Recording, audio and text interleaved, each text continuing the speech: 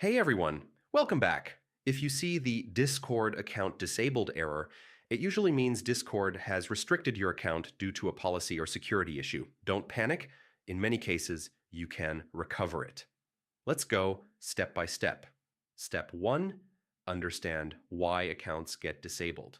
Common reasons include spam behavior, using self-bots or automation tools, mass friend requests, suspicious login activity, or violating community guidelines.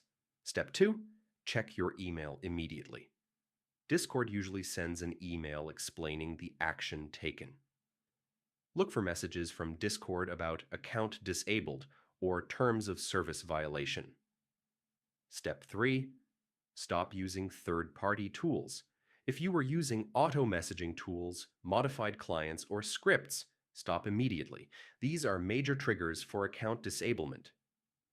Step 4, secure your account, change your email password, and enable two-factor authentication if you regain access. Sometimes accounts are disabled after being hacked. Step 5, submit an appeal to Discord support.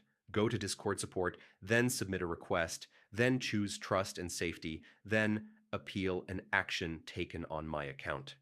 Explain politely that you want a review. Avoid aggressive language. Step 6, provide accurate details.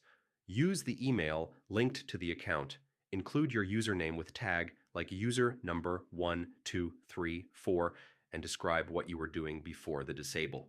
Step 7, be patient.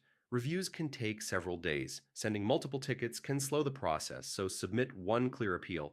Step 8, learn prevention for the future. Avoid spam behavior, don't join suspicious servers, don't use automation tools, and never share your login details.